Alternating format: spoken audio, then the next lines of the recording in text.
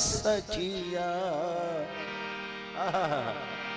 हमारे बीच में चार चार दूल्हा बैठे हुए हैं, क्या बात है।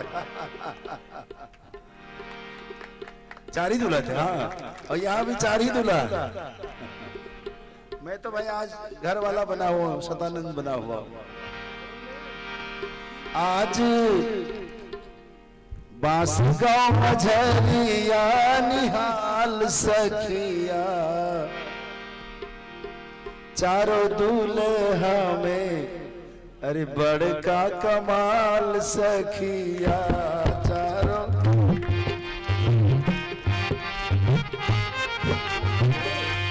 चारों दूल्हा में बड़का कमाल सखिया। चारों का कमाल सखिया। आज मिथिला नगरिया निहाल सखिया। आज मिथिला नगरिया निहाल सखिया।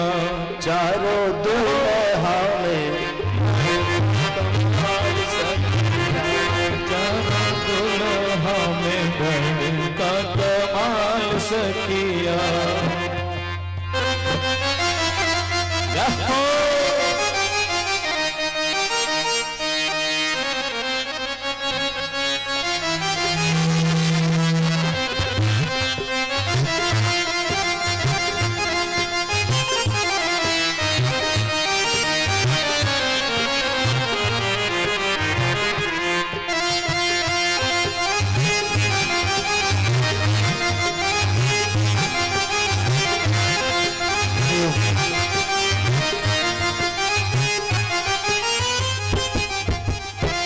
माथे मणि मोरिया कुंडल सोहे कनवा। मोरिया कुंडल सोहे कनवा। कारी कारी कजरारी जुलमी नयनवा। कारी कजरारी लाल चंदन सोहे इनके भाल सखिया। ओ लाल चंदन सोहे तिनके भाल सखिया। चारों दूल्हा में बड़का कमाल सखिया। चारों दूल्हा में बड़का कमाल सखिया। आज मिथिला नगरिया निहाल सखिया। ओ आज मिथिला नगरिया निहाल सखिया।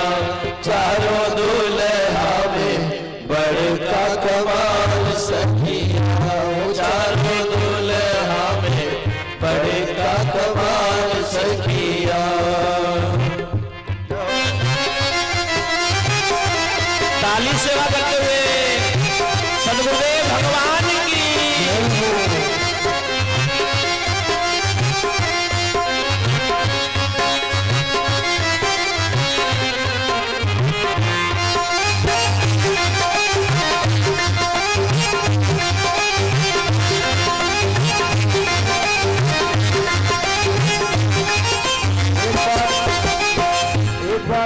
बताओ, यहाँ भी बैठने का कर्म वही है जो वहां था जी।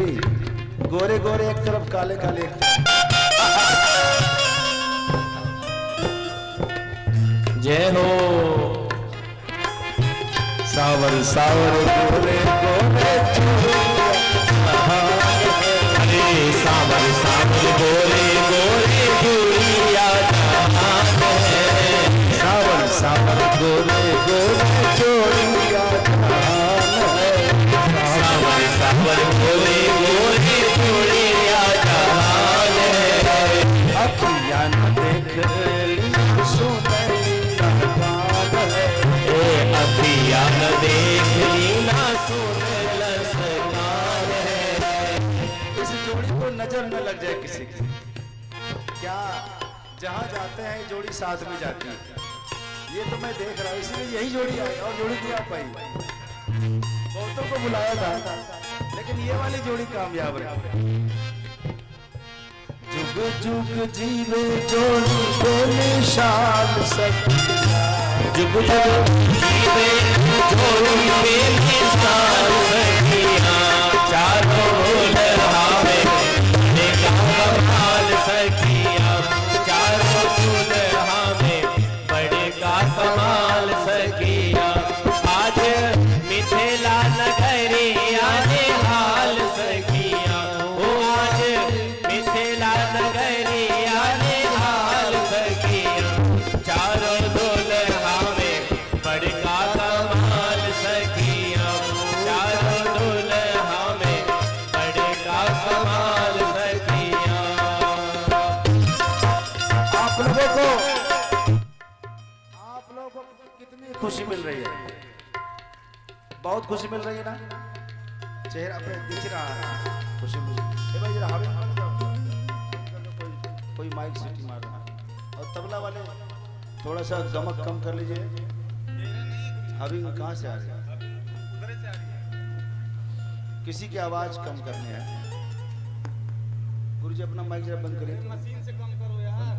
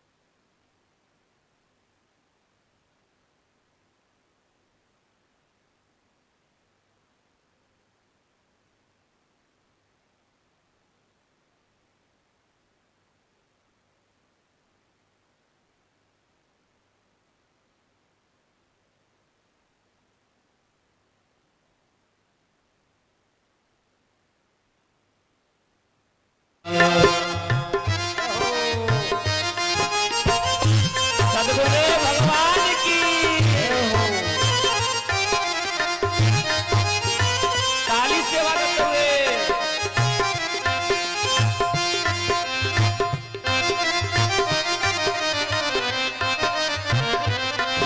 जय हो।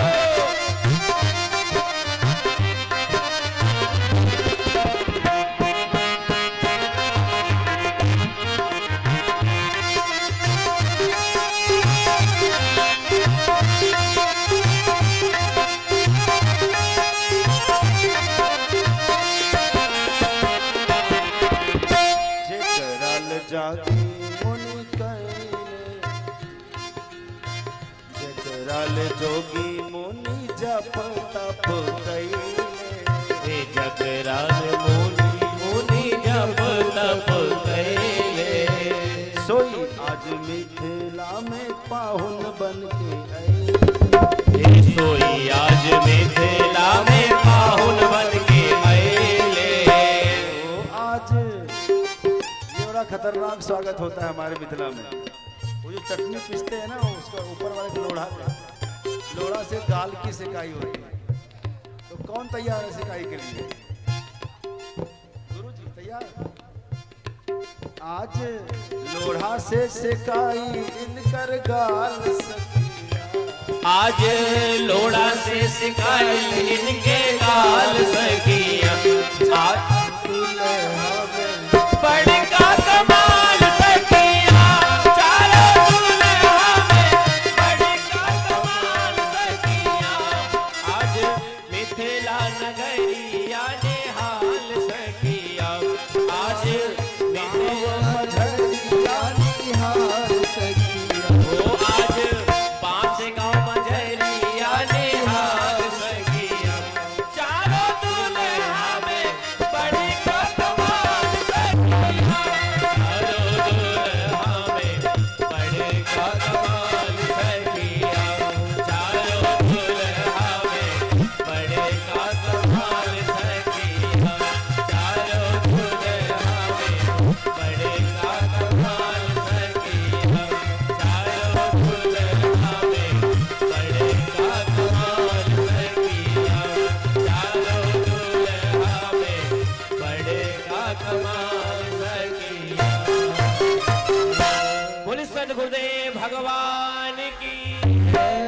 यज्ञ नारायण भगवान की नमः पार्वती पते हर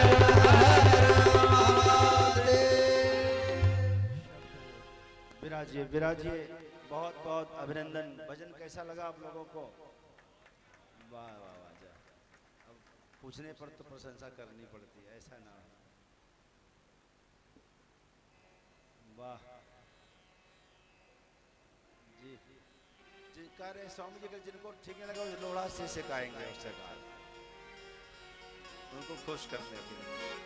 आइए हम लोग जिस मंच पर अभी बैठे हैं बंधुओं, ये सामान्य मंच नहीं है। आपको बता दें, जिन विभूतियों के आप दर्शन कर रहे हैं ये बहुत विशिष्ट विभूति है। कल स्वामी जी, आज ही स्वामी जी हमें पूज्य त्यागमूर्ति जी पूछ रहे थे कि फलाने को नहीं बुलाए, मैं नाम नहीं बोलूंगा क्योंकि रिकॉर्डिंग हो रही है, फलाने को नहीं बुलाए, उनको नहीं बुलाए। मैंने कहा स्वामी जी बुलाया तो बहुतों को था, फिर भी हम लोग जिनको बुलाते हैं, जिनको हम लोग आदर्श मानते हैं, आदमी अपना पैसा खर्च के, अपनी ऊर्जा खर्च करके, अपनी शक्ति लगाकर उसी को बुलाता है जिसको फॉलो करता है, हर किसी को नहीं बुलाता।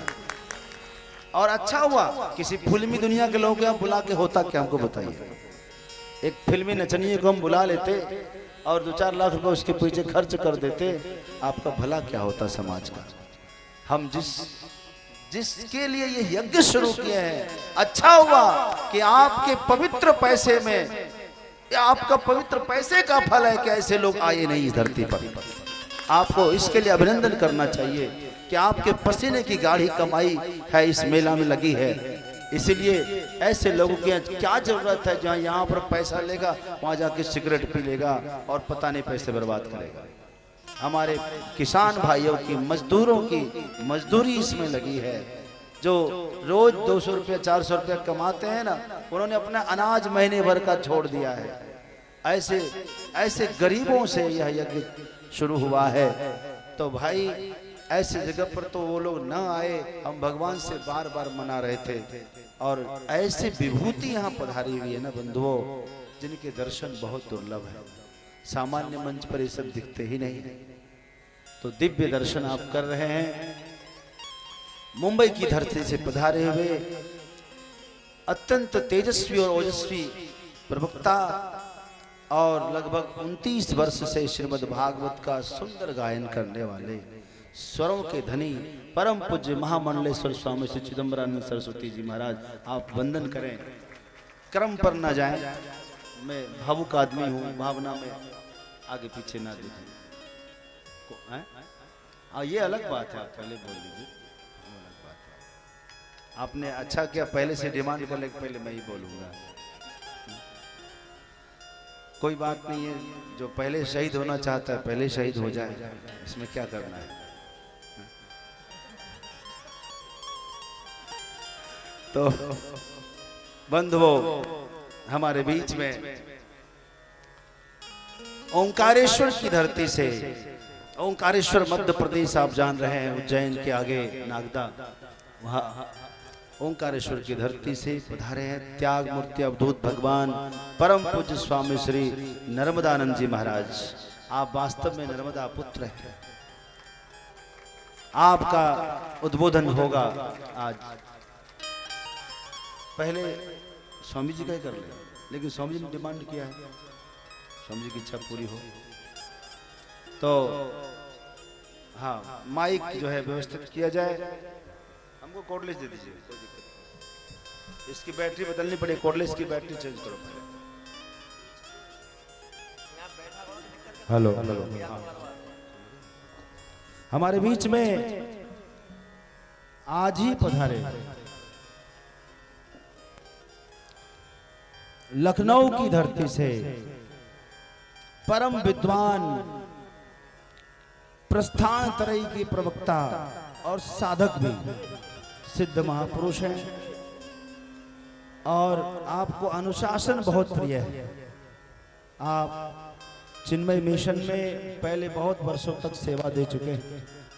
आज आपने स्वतंत्र संस्था खड़ी की है लखनऊ में, और हम गांव बांसगौर मजरिया के वासी की ओर से, गरीब किसान मजदूर सभी साधकों की ओर से स्वामी जी का हार्दिक अभिनंदन करते हैं। आप लोग करतल ध्वनि से जरा स्वागत करें। और विषय, हाँ, आज जो वक्तव्य का विषय है वो है संत, गुरु और गोविंद। संत, गुरु और गोविंद हमारे जीवन में संतों की क्या भूमिका है, मानव मात्र के प्रति संत की क्या भूमिका होती है, और व्यक्तिगत जीवन में गुरु की क्या आवश्यकता है, उनकी क्या भूमिका है, और मोक्ष के लिए परमात्मा की क्या भूमिका है, गोविंद की क्या भूमिका है। और समय 9:30 पौने 10 तक वक्तव्य नहीं, आज कोई कुछ नहीं बोलेगा, अभी समय काफी है। तो मैं 44 हो रहा है, 20:44 यानी 9 बजे तक मैं एक वक्ता को सुनूंगा, प्रथम वक्ता को पहले। परम पूज्य स्वामी श्री अभयानंद सरस्वती जी महाराज, आप लोग हृदय की गहराई से स्वामी जी का अभिनंदन करिए। जी।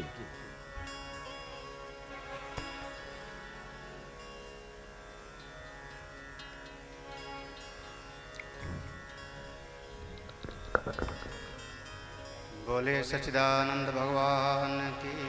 Hello hello.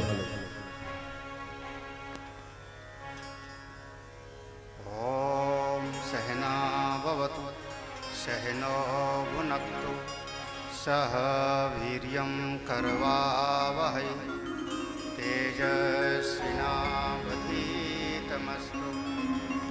मा विद्विषावहै। ओम शांति शांति शांति।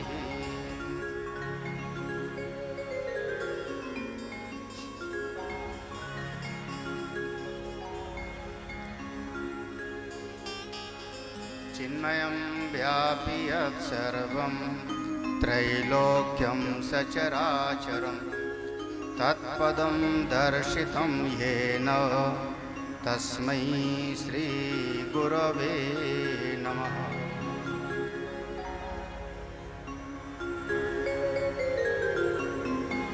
मंच पर समुपस्थित परम श्रद्धेय परमादरणीय परम पूज्य राजगुरु आचार्य महामंडलेश्वर महानिर्वाणी पीठाधीश्वर स्वामी विश्वकानंद भारती जी को प्रणाम। और इस गांव का दर्शन कराने वाले सारा ये दिव्य स्वरूप, सही कह रहे थे, हमको तो यही लग रहा था कि जैसे मिथिला राम जी और लक्ष्मण जी घूमने गए थे तो सब दिखा रहे थे, ऐसे आज हम लोग भी घूम ही रहे थे। दिखाया हमारे परम श्रद्धेय परम प्रेमास्पद महामंडलेश्वर स्वामी आशुतोषानंद गिरी जी महाराज, परम श्रद्धेय परम पूज्य आचार्य महामंडलेश्वर स्वामी चिदंबरानंद सरस्वती जी महाराज, हमारे बगल में ही विराजमान परम श्रद्धेय नर्मदानंद जी बाप जी महाराज, समुपस्थित मंच पर सभी संतजन और सभी आत्मस्वरूप भक्तजन,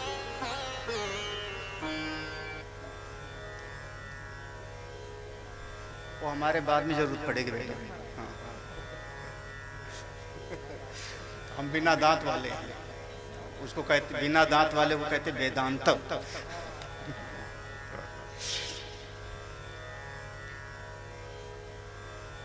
वेद भगवान के 3 विभाग हैं। थोड़ा चूंकि शुरुआत में हमने लिया है तो कैलाश मठ के मठाधीश हैं। काशी विद्या की नगरी थी, है, आगे भी रहेगी, तो उस ज्ञान की परंपरा को न छोड़ दें, मैं इसलिए मैंने पहले ले लिया। जो हमारे सनातन धर्म का मूल है, रीढ़ की हड्डी है। वेद भगवान के 3 विभाग हैं। पहला कर्म का, दूसरा उपासना का, तीसरा ज्ञान का। यहाँ पर महाराज श्री ने लगता है तीनों का एक साथ में सम्मिलन करा दिया। कर्म का विभाग यज्ञ है, उपासना के लिए प्राण प्रतिष्ठा देवालय, और ये मंच हो गया आपके ब्रह्म विद्या ज्ञान के लिए। तो ये तो वेद भगवान के तीनों अंग को यहाँ पर समायोजित किया है। ऐसे समायोजन के लिए बहुत बहुत साधुवाद। विषय जो दिया है आज का, संत, गुरु और गोविंद। अनेक जगहों पर संत की पहचान, खास करके रामचरितमानस में तो जगह जगह पर आया है। संत असंत मरम तुम जानो, तिनकर सहज स्वभाव खानो। और गोस्वामी जी ने पूरे रामायण का सार 7 प्रश्नों में रखा है रामचरितमानस के अंत में। उसमें एक प्रश्न ही है, संत की पहचान कैसे होती है, संत कौन है। तो बिल्कुल हम लोग सरल भाषा में कह सकते हैं, अद्वेष्टा सर्वभूतानां मैत्रः करुण योच। जिसके चित्त के भीतर किसी के प्रति भी द्वेष की भावना ना हो, और जिसका मन परमात्मा से एकीभूत हो, लगा हुआ हो, उसी को हम कहते हैं संत। सत्य में प्रतिष्ठित हो तो संत है। भगवान का नाम है सच्चिदानंद, सतचित आनंद। जिसने अपने आप को सत्य में व्यवस्थित कर लिया, सत्य से जोड़ लिया, वही संत है। संत की दृष्टि बिल्कुल सम होती है सबके प्रति। सब परमात्मा का स्वरूप है, सब मेरे नारायण का स्वरूप है। सिया राम मैं सब जग जानी, करो प्रणाम जो। ये संत का स्वभाव होता है। संत कभी किसी में कमी नहीं देखता, बुराई नहीं देखता। अंतर होता है जब वही संत किसी एक को अपना शिष्य स्वीकार कर लेता है। जैसे उस संत ने किसी एक को अपना शिष्य स्वीकार किया तो उसका हो गया वो गुरु। हजारों के लिए वो है संत, लेकिन जिसने कहा, और गोस्वामी जी ने पूरे रामायण का सार 7 प्रश्नों में रखा है रामचरितमानस के अंत में। उसमें एक प्रश्न ही है, संत की पहचान कैसे होती है, संत कौन है। तो बिल्कुल हम लोग सरल भाषा में कह सकते हैं, अद्वेष्टा सर्वभूतानां मैत्रः करुण योच। जिसके चित्त के भीतर किसी के प्रति भी द्वेष की भावना ना हो, और जिसका मन परमात्मा से एकीभूत हो, लगा हुआ हो, उसी को हम कहते हैं संत। सत्य में प्रतिष्ठित हो तो संत है। भगवान का नाम है सच्चिदानंद, सतचित आनंद। जिसने अपने आप को सत्य में व्यवस्थित कर लिया, सत्य से जोड़ लिया, वही संत है। संत की दृष्टि बिल्कुल सम होती है सबके प्रति। सब परमात्मा का स्वरूप है, सब मेरे नारायण का स्वरूप है। सिया राम मैं सब जग जानी, करो प्रणाम जो। ये संत का स्वभाव होता है। संत कभी किसी में कमी नहीं देखता, बुराई नहीं देखता। अंतर होता है जब वही संत किसी एक को अपना शिष्य स्वीकार कर लेता है। जैसे उस संत ने किसी एक को अपना शिष्य स्वीकार किया तो उसका हो गया वो गुरु। हजारों के लिए वो है संत, लेकिन जिसने कहा कि शिष्यस्ते हम, मैं आपका शिष्य हूं, फिर उसके लिए हो जाता है वो गुरु। गुरु की दृष्टि में हमेशा अपने शिष्य की कमियां दिखाई पड़ती हैं। आप गीता पढ़िए, गीता में संजय है, संजय संत स्वभाव के हैं, सम्यक रूपेण जयत इंद्रियाण यासा संजय। संजय अर्जुन को भी कहते हैं कृपया परयाविष्टम, अर्जुन के भीतर करुणा का आदेश हुआ, कृपा। लेकिन जब भगवान गुरु रूप में आते हैं तो भगवान कहते हैं क्लैब्यम मासमा पार्थ, तेरे भीतर नपुंसकता का दोष आया है, हृदय की दुर्बलता है, तेरी विचारधारा ठीक नहीं है। गुरु अपने शिष्य में बार बार कमियों को देखेगा। अच्छा एक बात, अगर मैं शिष्य हूं और गुरु के पास जाता हूं, संत तो सबके लिए, अब आप सही कहूं तो जितने यहां पर बैठे हैं मंच पर, महाराज श्री हैं, बंबई से पधारे हैं, आचार्य श्री हैं, नर्मदानंद जी महाराज हैं, मैं हूं, हम सब संत हैं आपके लिए। लेकिन महामंडलेश्वर आशुतोषानंद जी संत भी होंगे, किसी के गुरु भी होंगे, और जिसके गुरु हैं शायद उसको सवेरे से शाम तक 2 डांट भी देते होंगे, लेकिन इनका स्वभाव गुस्से वाला तो हमने देखा नहीं अभी तक। गुस्सा करते हैं कि नहीं करते? मौका नहीं पड़ा ना। आशुतोष भोले बाबा हैं, खाली अध्यक्ष जी को डांटते हैं।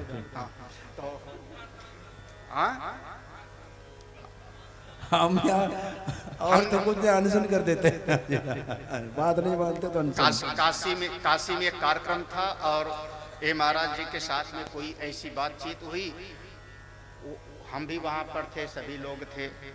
उस घटना को देख करके हमको लगा कि मैं तो यहाँ से इतने में तो मैं उठ के चला ही जाता, हाँ, मैं उठ के चला जाता, लेकिन ये बड़े प्यार से मुस्कुराते हुए सबकी चौकी कहाँ है, बिछाओ बिस्तरा बिछाओ, ये कर रहे थे, तो हमको लगा इनको तो गुस्सा ही नहीं आता। लेकिन कभी मौका, महाराज आचार्य श्री कह रहे हैं मौका पड़ेगा तो पता लग जाएगा। ऐसा है, आशुतोष नाम शंकर का है। अब हमारा समय, कोई शांत है तो भोला और नहीं तो भाला। हमारा समय बढ़ जाएगा। हाँ, नहीं अभी बीच बीच में आप लोगों ने बोल दिया है। हाँ, हाँ। जब गुरु के पास कोई शिष्य जावे तो क्या पूछे? आप थोड़ा सा एक उपनिषद को अपने मन में लिया। एक शिष्य है, नाम है उसका श्वेत केतु, बहुत पढ़ा लिखा, अपने आप को विद्या का अभिमानी समझता हुआ, और वो पांचाल देश के कोई जयवली प्रमण के पास पहुंच जाता है, राजा है, उनके पास जाकर के थोड़ा अकड़ के खड़ा हो गया। राजा ने देखा, अरे ब्राह्मण कुमार आए, आओ आओ बैठो बैठो। बहुत अच्छी तरह से स्वागत नहीं किया, बहुत अच्छी तरह से नहीं किया।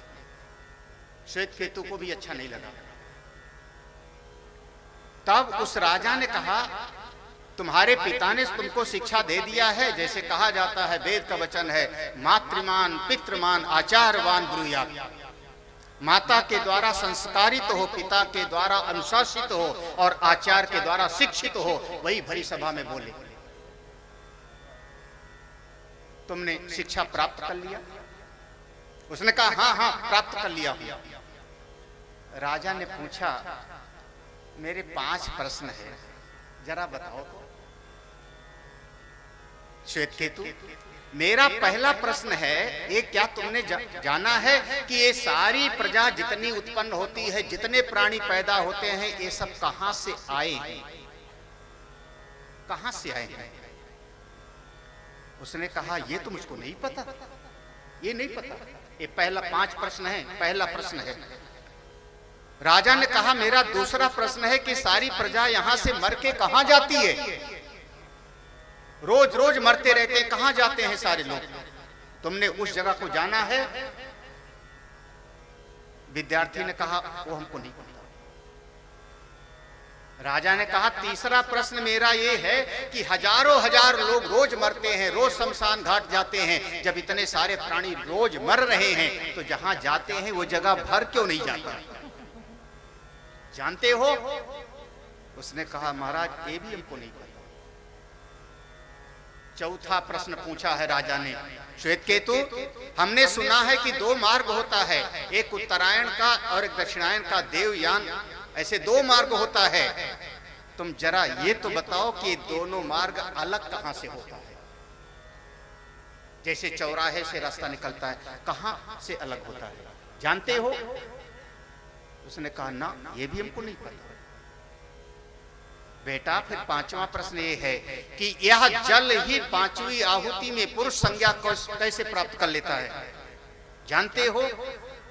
उसने कहा नहीं। तो कैसे कहते हो कि तुमने शिक्षा प्राप्त कर ली? कैसे कहते हो शिक्षा प्राप्त कर ली? अभी तुम मूर्ख हो, कुछ नहीं जानते। वहां से वो बालक वापस आता है अपने पिता के पास, पिताजी से कहता है, आपने क्यों कह दिया कि मैंने सब कुछ पढ़ा दिया, मैं सब कुछ बता दिया तुमको? वो राजा ने वो क्षत्रिय बंधु राजा ने 5 प्रश्न पूछा है, मैंने कोई जवाब नहीं दे पाया। पिताजी ने कहा, बेटा ये तो हम भी आज तक नहीं जानते थे, ये हम भी नहीं जानते थे, अगर मैं जानता होता तो क्यों ना बताता। चलिए मैं वहां चलता हूं, राजा के पास से विद्या प्राप्त करके आया। श्वेतकेतु ने कहा, नहीं, उस राजा ने भरी सभा में मेरा अपमान किया, मैं नहीं जाऊंगा उसके पास। अब कल्पना करना ये गुरु भाव कैसा होगा। ज्ञान चाहिए तो आपको गुरु की शरण में जाना पड़ेगा। गुरु बिन होय की ज्ञान, ज्ञान की होय विराग। पिताजी उसके, उस बालक के पिताजी जाते हैं राजा के पास में और राजा को जाकर के प्रणाम करते हैं। वहां पर ऐसा कुछ वर्णन आया कि राजा खड़े हो गए, स्वागत किया उसको भी। आप मानुष वित्त ले लो, गौ संपत्ति मांग लो, जमीन जायदाद मांग लो। उसके पिताजी ने कहा, नहीं, आपने मेरे पुत्र से जो प्रश्न पूछे हैं उसी का समाधान मैं चाहता हूं। जब देख लिया तब राजा ने कहा, आह, आश्चर्य है, आज तक ये विद्या क्षत्रियों में रही है, राजाओं में रही है, अभी तक ये विद्या ब्राह्मणों के पास नहीं गई है। उपनिषद में है। और आश्चर्य है कि सामवेद का उपनिषद छांदोग में भी इसका जिक्र है और यजुर्वेद का उपनिषद बृहदारण्यक इसका प्रधान रूप से दोनों जगह। आज तक ये विद्या ब्राह्मणों के पास नहीं थी, लेकिन अगर तुम चाहते हो तो बस वास करो हमारे यहाँ, जब मैं ठीक समझूंगा तब तुमको ये विद्या प्रदान। और बाद में वह गुरु रूप से स्वीकार किया है और उनसे शिक्षा प्राप्त किया है। 5 प्रश्न अगर आप जानते हो तो आप ज्ञानी हो, और 5 प्रश्न नहीं जानते हो तो अभी ठीक ठीक सब कुछ समझा नहीं। याद रहे ना 5 प्रश्न? 5 प्रश्न ये हमारे वेद के हैं। सारी प्रजा मर के कहाँ जाती है, सारी प्रजा कहाँ से आती है, मूल कारण का ज्ञान है। फिर वो जगह भर क्यों नहीं जाती, और 2 मार्ग दोनों अलग अलग कहां से होते हैं, और 5वीं आहुति में यह पुरुष कैसे उत्पन्न होता है। गुरु से ज्ञान प्राप्त किया जाता है। संत की दृष्टि सब में सम होती है, सब परमात्मा का स्वरूप है। गुरु की दृष्टि अपने शिष्य पर होती, गुरु शिष्य का संबंध ही अलग होता है। और जब गुरु और शिष्य का संबंध बन गया तब जिसका वर्णन करते हैं, जिसको मिलाते हैं, उसका नाम है गोविंद। गुरु जिस तत्व को लखा देते हैं उसका नाम है गोविंद। बस उस गोविंद को जानो। गो माने, गो के 3 अर्थ होते हैं। गो माने पृथ्वी भी होता है, गो माने गाय भी होता है, और गो माने हमारी इंद्रियों को भी कहा जाता है। गो गोचर जहाँ लगी मन जाई, सो सब माया जाने हूँ भाई। गो माने इंद्रियां भी होती हैं। हमारी आंख को देखने की शक्ति कौन दे रहा है, वाणी को बोलने की शक्ति कौन दे रहा है, जो भीतर सबको शक्ति देने वाला है वही गोविंद है। गुरु उस गोविंद को मिला दे में बस साधना पूरी हो जाती है। मैं महाराज श्री को बहुत बहुत साधुवाद, बहुत बहुत बधाई। इतने बड़े उत्तर देना पड़ेगा, लेकिन उपनिषद के आधार पर ही। जब देखो शास्त्र, मैंने शास्त्र प्रमाण रखा है, तो मन मर्जी वाला नहीं चलेगा। फिर वही उसी उपनिषद के अनुसार मंत्र के अनुसार ही बोले सच्चिदानंद भगवान की, वृंदावन बिहारी लाल की। सनातन धर्म की। 5 प्रश्न रख दिया आपके सामने।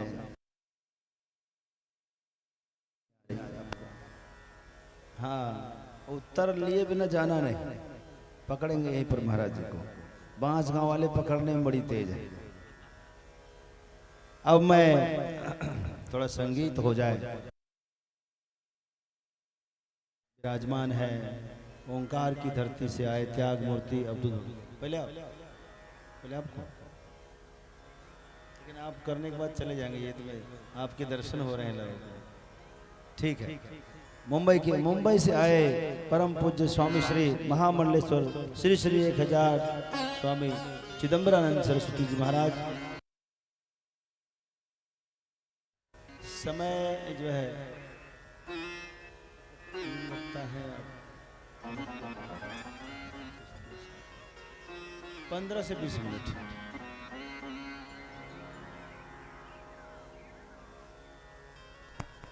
कुर्सी ले, कुर्सी। अब क्या करें, 10 मिनट।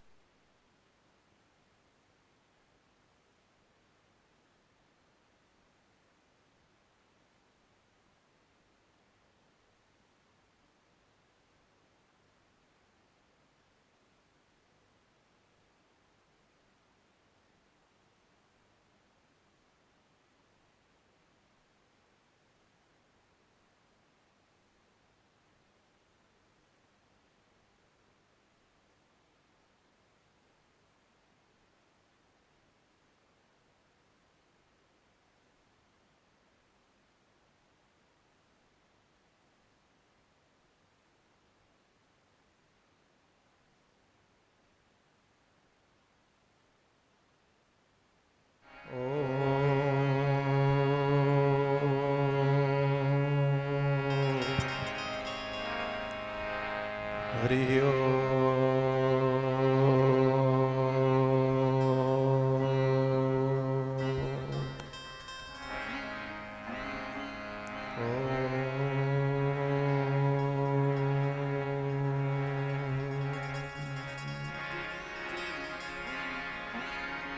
नमस्ते रुद्रमन्यवतोत इखवे नमः। शांति शांति शांति। श्री राम राम रघुनंदन राम राम। श्री राम राम भरताग्रज राम राम। श्री राम राम रणकर्कश राम राम। श्री राम राम शरणं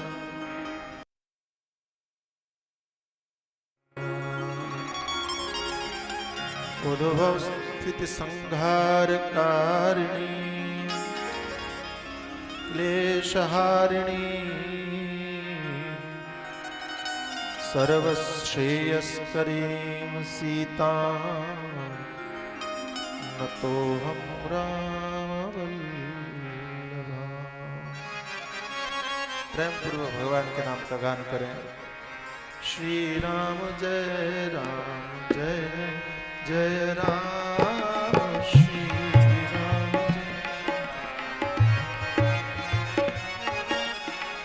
श्री राम जय राम।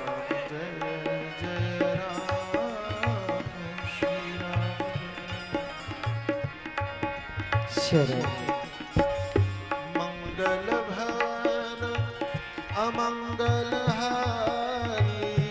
मंगल भवन अमंगल हारे। प्रभु सो दशरथ अजिर बिहारी। प्रभु सो दशरथ अजिर बिहारी। जय सिया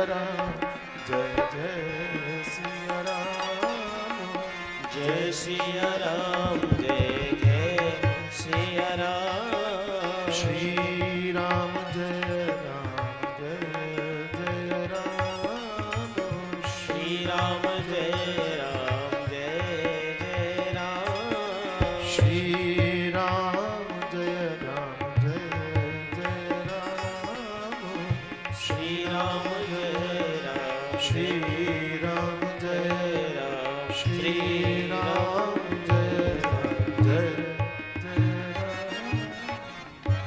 श्री रामचंद्र भगवान की जय हो। सद्गुरुदेव भगवान की जय हो। सच्चिदानंद भगवान की जय हो। सनातन धर्म की जय हो। यज्ञ पुरुष भगवान की जय हो। नमः पार्वती पतये हर हर महादेव। अखिल कोटि ब्रह्मांड अधिनायक परात्पर तत्व परब्रह्म परमात्मा तथा उन्हीं के अभिन्न स्वरूप सद्गुरुदेव भगवान के चरणों में अनंत प्रणाम। परमादरणीय परम श्रद्धेय अनंत श्री महिमा मंडित निर्वाण पीठाधीश्वर आचार्य महामल्लेश्वर राजगुरु पूज्य महाराज श्री के चरणों में अनंत प्रणाम, जिनके द्वारा सुंदर समायोजन आपके गांव में हो रहा है। इतने बड़े बड़े महापुरुष पधारे हैं। परमादरणीय परम श्रद्धेय अनंत श्री विभूषित पूज्य महामंडलेश्वर काशी नरेश स्वामी आशुतोषानंद गिरी जी महाराज अभी अभी जिनका सुंदर वक्तव्य आप श्रवण कर रहे थे, हमारे परम प्रिय परमादरणीय परम श्रद्धेय अनंत श्री विभूषित पूज्य महामंडलेश्वर स्वामी अभयानंद सरस्वती जी महाराज ओंकारेश्वर की पावन धरा से पधारे हुए परमादरणीय परम श्रद्धेय अनंत श्री विभूषित तपोमूर्ति परम प्रिय परमादरणीय परम श्रद्धेय अनंत श्री विभूषित पूज्य महामंडलेश्वर स्वामी अभयानंद सरस्वती जी महाराज ओंकारेश्वर की पावन धरा से पधारे हुए परमादरणीय परम श्रद्धेय अनंत श्री विभूषित तपोमूर्ति विरक्त शिरोमणि पूज्य श्री स्वामी नर्मदानंद बापजी महाराज, हमारे परम प्रिय स्वामी राघवानंद गिरी जी महाराज, अन्य संत विद्वानों का मैं नाम नहीं मुझे स्मरण रहता है, तो मंचस्थ सभी आपके गुरु भाई जो भी मंच पर विराजमान है, जी जी जी महाराज, हमारे सभी विद्वान आचार्यगण संगीत के साथी और आप सभी कथानुरागी सज्जनों एवं माताओं, कल भी आपने सुंदर विषय श्रवण किया और आज संत गुरु गोविंद ईश्वरो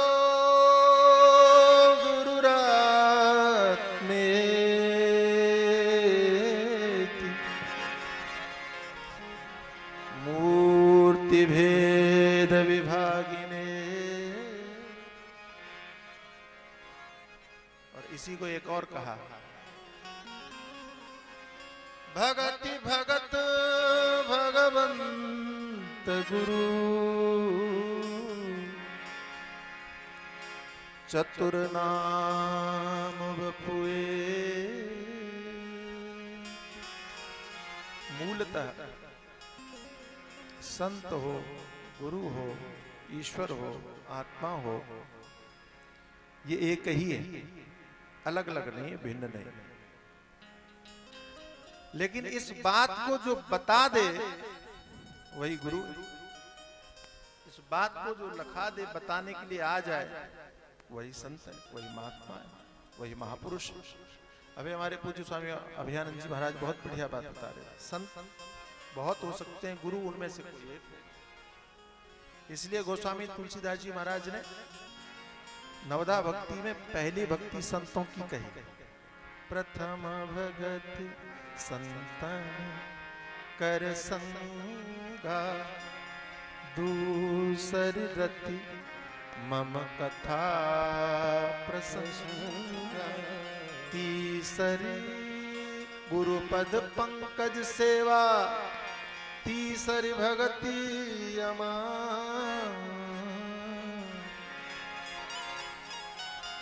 प्राय तीनों को ही एक साथ इस भक्ति में रख दिया कि पहले संतों का साथ करो। ये महात्मा क्या करेंगे? जब संतों का साथ करोगे तो संत करेंगे क्या? दोनों बातें हो गई कि संत कौन है? जो कथा सुनाए, सताम प्रसंगान मम वीर्य संत। संतों का साथ करोगे तो वो भगवान की बात बताएंगे, भगवान की कथा सुनाएंगे। और तीसरी भक्ति कौन है? तो कहा गुरुपद पंकज सेवा। ये बात कौन कह रहा है? भगवान श्री राम। किसको कह रहे हैं? शबरी को कह रहे हैं। गुरुपद पंकज सेवा, ये गुरुजनों के चरणों की सेवा करना, ये तीसरी भक्ति है। अच्छा, मूलतः कई लोगों को ये बड़ी भ्रांति और भ्रम रहता है कि आखिर सत्संग क्यों सुने। स्वामी हमारे परमादरणीय स्वामी आशुतोषानंद जी महाराज आरंभ में आपसे कह रहे थे कि अगर हम बंबई से किसी फिल्मी कलाकार को बुला लेते, हेमा मालिनी को बुला लेते, तो भीड़ तो बहुत हो जाती, लेकिन उससे आपका लाभ क्या होता है ये बताओ? कुछ लाभ होता आपका?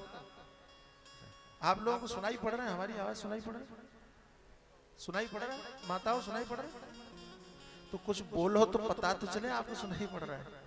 आप तो बिल्कुल एकदम देवता की तरह बैठे। हमको ऐसा लग रहा है जैसे हम लोग आपस में सब सुन ले रहे हैं, समझ ले रहे हैं। आपको सुनाई पड़ रहा है? अच्छा, स्वामी राघवानंद जी कह रहे हैं आपको सुनाई पड़ रहा है, तो हाथ उठाओ जरा। सुनाई तो पड़ रहा है, तो थोड़ा सिर भी हिला देते थे, क्या परेशानी है? बोल दीजिए तो। सदगुरुदेव भगवान की।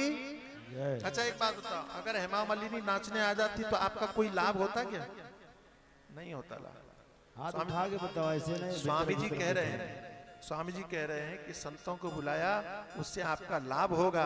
आपके मन में ये प्रश्न अवश्य उठेगा कि संतों के आने से लाभ क्या होगा।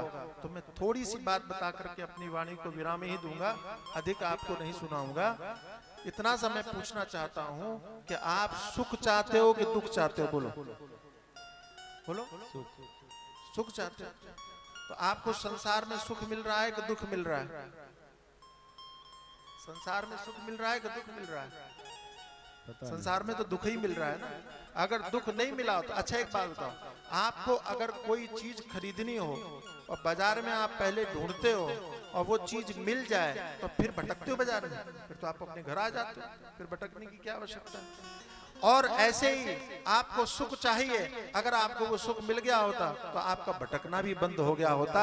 अगर आपका भटकना बंद नहीं हुआ है तो इसका मतलब है सुख आपको मिला नहीं। आप अभी भी दुखी हो। नानक दुखिया सब संसार, सब दुखी। क्यों? सारा खल संसारो दुख रूपी विमोह कह। ये संसार दुख रूप है और आपको सुख चाहिए। और सुख स्वरूप कौन है? तो स्वामी जी अभी बता रहे थे, सच्चिदानंद रूपाय विश्वोत्पत्त्यादि हेतवे। परमात्मा ही आनंद रूप है, जो आनंद सिंधु सुख राशि। और उस परमात्मा से मिलाने का काम महात्मा करते हैं। अगर आप परमात्मा से मिल गए तो जीवन में कभी आपको दुख नहीं होगा। जैसे आप उदाहरण के रूप में सुनो और समझो कि जैसे मीराबाई जहर पी करके भी दुखी नहीं हुई क्योंकि उन्होंने अपने आप को गोविंद से जोड़ लिया था, ऐसे ही संसार में आपने अपने आप को गोविंद से जोड़ लिया तो आपको दुख नहीं होगा। और उस गोविंद से जुड़वाने के लिए ही संतों की और गुरु की आवश्यकता है। वो कार्य, जुड़ाने का कार्य आपको हमारे परमादरणीय परम श्रद्धेय अनंत श्री विभूषित पूज्य स्वामी आशुतोषानंद गिरी जी महाराज ने बांस गांव के निवासियों को उपलब्ध करवाया है। उनका स्वागत और अभिनंदन होना चाहिए। भैया चंद्र लाए हो ना, बाद में करते हैं। उनका स्वागत और अभिनंदन होना चाहिए। मैं भी उनको चद्दर उठा के स्वागत और अभिनंदन करूंगा। और स्पष्ट उल्लेख है, सब कर मत खगनायक करिय राम पद पंकज नेहा। क्यों? श्रुति पुराण सदग्रंथ कहानी, रघुपति भगति बिना सुख नाही। ये सभी ने मिलकर के घोषणा किया कि आप जीवन में चाहे कुछ भी कर लो, जब तक परमात्मा से प्रीति नहीं हो जाती, भगवान से प्रेम नहीं हो जाता, भगवान से भक्ति नहीं हो जाती, तब तक कुछ भी कर लो। भागवतकार कहते हैं ने यत् कर्म धर्माय न विरागाय कल्पते न तीर्थ पद सेवाय जीवन न पिमृतो ही सह। आपको मनुष्य जीवन मिला लेकिन जीवन में धर्म नहीं किया, धर्म किया लेकिन वैराग्य नहीं हुआ, वैराग्य किया लेकिन परमात्मा के चरणों में प्रीति नहीं हुई तो निरर्थक है जीवन। और एक पंक्ति में और कहा श्रम एव ही केवलम। आपने बड़ा परिश्रम किया लेकिन भगवान से प्रेम नहीं हुआ, भगवान से भक्ति नहीं हुई तो सब व्यर्थ गया, सब निरर्थक गया। परमात्मा से जुड़ो, नहीं जुड़े तो वारि मथे घृत होए बरु सिकताते बरुते बिनु हरि भजन न भवतरी यह सिद्धांत अपे। आप लोग मानते हैं घर में मक्खन निकालना होता है, घी निकालना होता है तो क्या करते हैं, वो दही को मथते हैं। दही को मथने से मक्खन निकलता है। अच्छा, कभी पानी को मथने से मक्खन निकला? बोलो, नहीं निकला। निकलता तो फिर दूध की जरूरत ही क्या रही? कभी नहीं निकलता। अच्छा, तेल चाहिए तो सरसों को पेरते हो ना, तिल को पेरते हो तो तेल निकलता है। लेकिन अगर तेल के लिए रेत को पेरा जाए तो तेल निकलेगा? सिकताते बरु तेल। ये दोनों काम असंभव है, हो नहीं सकते। लेकिन गोस्वामी तुलसीदास जी महाराज कहते हैं कि शायद ये असंभव कार्य भी हो जाए, लेकिन परमात्मा की भक्ति के बिना और आपको सुख मिल जाए ये संभव नहीं हो सकता। इसलिए अपने आप को जीवन में दो कामों से जोड़ लीजिए। कुछ अधिक समझ में ना आए तो केवल दो काम। कौन? धर्मं भजस्व सततं द्विजलोक धर्मान् सेवस्व साध पुरुषान् जहि काम तृष्णा मन्यस्य दोष गुण चित्तनमाशु मुक्त्वा सेवा कथा रसमहो नितरा पिबत्वम्। सारी बातें बताने के बाद अंत में एक बात कह दी कि जीवन में कुछ और समझ में आए। मैं आपसे भी निवेदन कर रहा हूं कि आपने यज्ञ भगवान का दर्शन किया, आपने पूज्य स्वामी आशुतोषानंद जी महाराज जो महामंडलेश्वर जी, उनकी कथा श्रवण की, आपने शिवांगी बहन के द्वारा कथा श्रवण की, आपने सुंदर रामलीला का दर्शन किया, आपने श्री कृष्ण लीला का दर्शन किया। और इतना ही नहीं, आपने सुना है ना कि परमात्मा जब देता है तो छप्पर फाड़ के देता है। बांसगांव वालों को भगवान ने छप्पर फाड़ के दिया है। इतने में भी संतोष नहीं हुआ तो इन महात्माओं के द्वारा उपदेश भी आपको मिल रहा है। तो आपने लीला का दर्शन किया, दो दो कथाओं को श्रवण किया, यज्ञ भगवान का दर्शन किया, संतों के उपदेश श्रवण किए। अब आप सोचोगे करें क्या, कौन सी बात माने, कौन सी बात समझे? तो मैं आपसे निवेदन करता हूं कि कुछ सब बहुत कुछ सुनने के बाद भी आपको अधिक समझ में ना आए तो केवल दो चीजों को महत्व देना, सेवा और कथा। इन संत महापुरुषों को जिनका आप दर्शन कर रहे हैं, इस आश्रम में जहां स्थापना होने वाली है वहां सेवा करते रहना। ये सरल है, ज्यादा दिमाग लगाने की जरूरत नहीं है, सरल है, सहज है। सेवा कीजिए, जितनी सेवा कर सकते हो। जिसकी सेवा करोगे वहां से उल्टा कर दीजिए, उससे आपको कुछ न कुछ लाभ होगा ही। सेवा निरर्थक नहीं जाती, उसका परिणाम अवश्य प्राप्त होता है। तो सेवा करते रहिए।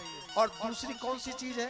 सेवा करते रहिए, लेकिन एक बात और करिए, सेवा कथा रसमहो नितराम पिबत्वम्। और जैसे अभी कथा सुन रहे हैं, आप कथा सुनते रहिए। एक बात मैं आपको कह करके वाणी विराम देता हूं, समय पूरा होने वाला है। आपने सुना है? अच्छा, नेवला को क्या बोलते हैं? नेवला ही बोलते हैं। नेवला और सांप दोनों आपस में लड़े तो कौन जीतता है? बोलेंगे आप? बताएंगे? नेवला जीतता है। क्यों? सांप तो जहरीला होता है, नेवले के ऊपर सांप के जहर का भी प्रभाव नहीं पड़ता। क्यों ऐसा पता है? तो मैंने सुना है कि नेवला एक जड़ी बूटी को सूंघ के आता है, जिसके कारण सर्प के विष का प्रभाव नेवले के ऊपर नहीं पड़ता, जहर का असर नहीं होता। ठीक है? बूटी सूंघने के बाद उस सर्प के साथ में लड़ता है, लेकिन जहर का असर नहीं होता और नेवला सांप को हरा देता है, जीत जाता है। ऐसे ही हमारे जीवन में हम और आप क्या है मालूम है? नेवला है। और ये संसार क्या है? सांप है। तो इससे रोज भिड़ना है ना। और जिन लोगों के पास में बूटी नहीं होती वे संसार रूपी सर्प से भिड़ते हैं तो संसार का विषय रूपी विष उनके ऊपर प्रभावी हो जाता है और मारे जाते हैं। लेकिन जिन लोगों के पास में कथा नाम की बूटी होती है, संसार में भिड़ते रहते हैं लेकिन वो मारे नहीं जाते, वो बच जाते हैं, सुरक्षित हो जाते हैं। पता नहीं मुझे कि बांस गांव में आज तक ये बूटी आपको मिली कि नहीं मिली, लेकिन परमादरणीय परम श्रद्धेय पूज्य महामंडलेश्वर स्वामी आशुतोष आनंद गिरी जी महाराज ने आपको बड़ी बड़ी बूटियां ला के रख दी हैं कि खूब अच्छी तरह से इसको सूंघ लो, इसको पान कर लो और रसपान कर लो। इसको सूंघने के बाद अब संसार रूपी सर्प के विष का प्रभाव आपके ऊपर नहीं पड़ेगा, लेकिन इस बूटी का अधिक से अधिक 1 वर्ष तक प्रभाव रह सकता है। समझ में आ रहा है कि नहीं? समझ में आ रहा है कि नहीं? 1 वर्ष तक। तो मैं आप लोगों से चाहूंगा कि स्वामी जी ने इस बूटी को आपको एक बार सुंघा दिया, रसपान करवा दिया, अब स्वामी जी के चरण पकड़ लो। तो कहा महाराज साल भर तो निकल जाएगा, फिर अगले साल से क्या करेंगे? तो अगले साल फिर आप व्यवस्था करो। इतनी जोर से ताली बजाओगे, अच्छी बात नहीं लगी? आप जोर से ताली बजाइए और स्वामी जी को कहिएगा कि ऐसी कुछ व्यवस्था कीजिए कि ये बूटी आप प्रतिवर्ष श्रवण करते रहें। बहुत बहुत आनंद हुआ। पूज्य स्वामी जी महाराज ने आमंत्रित किया और हमको इस ग्रामीण क्षेत्र में आने का अवसर प्राप्त हुआ। आप लोगों का कल्याण हो, गुरुजनों से प्रार्थना करते हुए और यहीं पर मैं अपनी वाणी को विराम देता हूँ। सद्गुरुदेव भगवान की जय। और स्वामी जी महाराज का स्वागत करते हुए मैं एक शॉल उड़ा करके उनका अभिनंदन करूंगा। ओम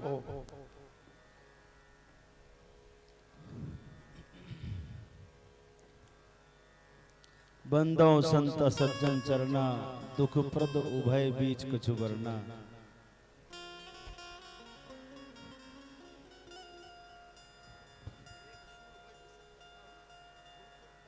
ओम ओम श्री सद्गुरु चरणारविंदाय नमः। वाह, देखिए राम भरत मिलन हो रहा है, राम भरत मिलन हो रहा है। हमको जैसे आपने साल में एक बार आयोजन करने का आश्वासन दिया है, आप भी आश्वासन दीजिए कि जब भी आयोजन होगा आप ऐसे चले आइएगा।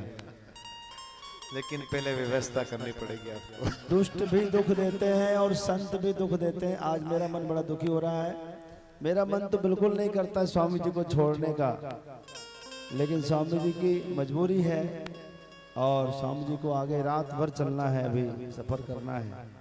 तो स्वामी जी की विदाई हो रही है। आप सब भाव भरी श्रद्धांजलि आप सब भी अपने श्रद्धा सुमन समर्पित करें। जो प्रणाम करना चाहते हैं आके महाराज जी को प्रणाम कर लें। आप लेके जाइए वहाँ, भोजन करा दीजिए। हाँ, विदा करा दीजिए।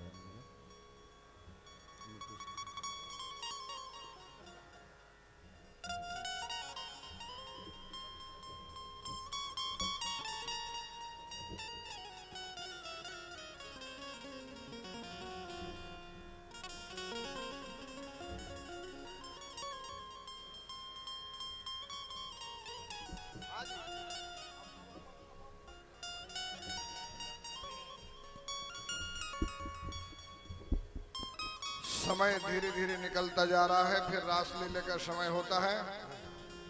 अब आपके सामने ओंकारेश्वर से स्वामी जी, हाँ ठीक ठीक।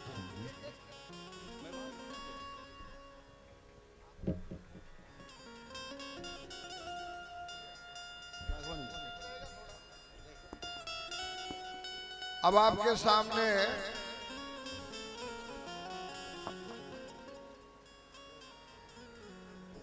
पंद्रह मिनट के लिए ओंकारेश्वर से पधारे हुए श्री स्वामी नर्मदानंद जी अवधूत जी महाराज। अध्यक्ष जी कहाँ है? अध्यक्ष जी आप जाइए। आशीर्वचन 15 मिनट और भजन आपको 15 मिनट में सुना रहे हैं। 15 मिनट करना गुरु जी। जी नहीं वो तो उनको कह दिया उन्होंने, उनका नहीं आज, उनका नहीं है। ओम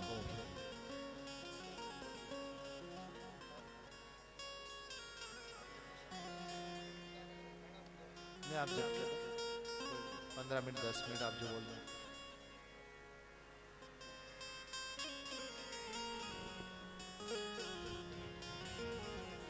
अध्यक्ष जी जा रहे हैं वहाँ, स्वामी जी को भोजन प्रसाद भी कराएंगे और स्वामी जी की विदाई भी कराएंगे। गुरु गोविंद दो खड़े काके लागू पाँव, बलिहारी गुरु आपकी गोविंद दियो बता।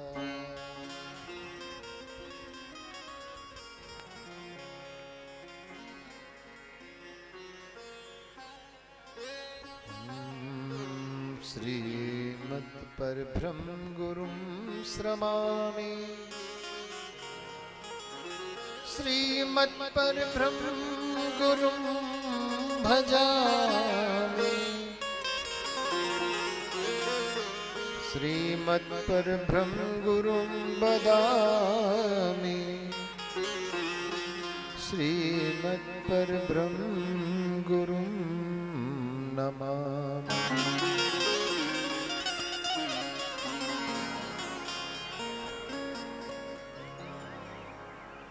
परात्पर परमात्मा की असीम कृपा से श्रीमद् भागवत ज्ञान गंगा यज्ञ भगवान की असीम कृपा से और भगवती जगदम्बा के पावन प्रतिष्ठा महाउत्सव में मंच पर विराजमान ब्रह्मक्षोत्रिय ब्रह्मनिष्ठ परिवार का आचार्य महामंडलेश्वर निर्वाण पीठाधीश्वर भगवान की छत्र छाया में और वेदांत के श्री महामंडलेश्वर स्वामी अभ्यानंद सरस्वती जी महाराज, जिनकी अमृतवाणी सुनकर के हम सब लोग कृत्य हो रहे थे। अभी अभी हमारे बीच में से किसी शीघ्र कार्य के लिए प्रस्थान करने वाले वितरागी महामंडलेश्वर स्वामी चिदंबरानंद सरस्वती जी महाराज और 7 दिन से आप लोगों को सुख स्वरूप में श्रीमद् भागवत ज्ञान गंगा का अमृत फल का रस चखाने वाले महामंडलेश्वर स्वामी आशुतोषानंद गिरी जी महाराज, जिनकी कृपा से आज हम सब लोग इस दिव्य धाम में बैठ करके भगवत नाम का संकीर्तन और संतों की वाणी का अमृतपान कर रहे हैं। 15 मिनट दिया है, एक कीर्तन कर लेते हैं 2 मिनट का और उसके बाद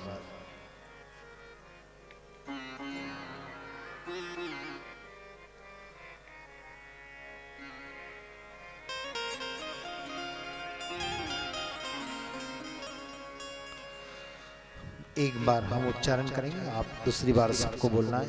भोले बाबा की प्राण प्रतिष्ठा होने जा रही है, तो भोले बाबा का 2 नाम हम सब मुखारविंद से लें कि मृत्यु के देवता वही हैं। आपके इस नगर में किसी प्रकार की विपत्ति नहीं आए, ये भगवान भोलेनाथ से प्रार्थना करते हैं। नमः शिवाय, नमः शिवाय,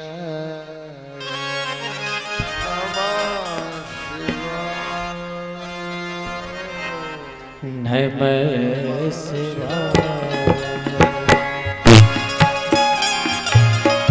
नमः शिवाय, नमः शिवाय। बजदानंदी ठेका अनुप जलोटा वाला। जलटम बस्ता वो वाली जगह धिन जाकी के नक धिन जाकी के नक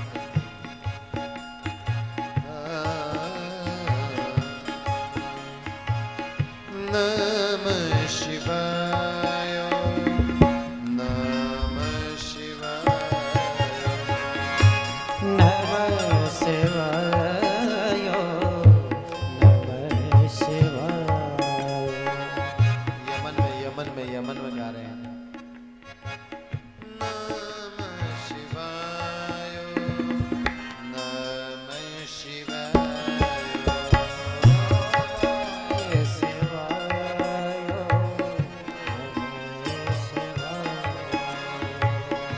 नमः शिवाय नमः शिवाय। आवाज सही करो भैया, इसकी थोड़ी व्यवस्थित करो आवाज माइक की। ओम नमः शिवाय नमः शिवाय।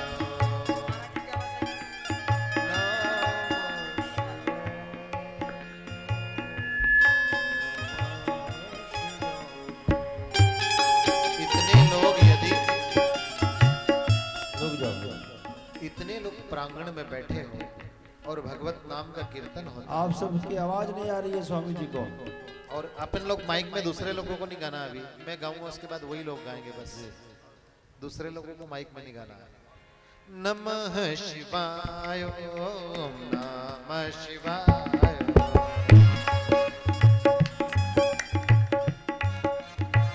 तबले की आवाज थोड़ी कम निकाल रही है।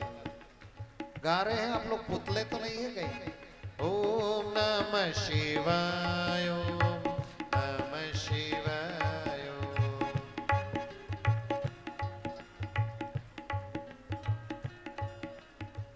नमः शिवाय नमः शिवाय नमः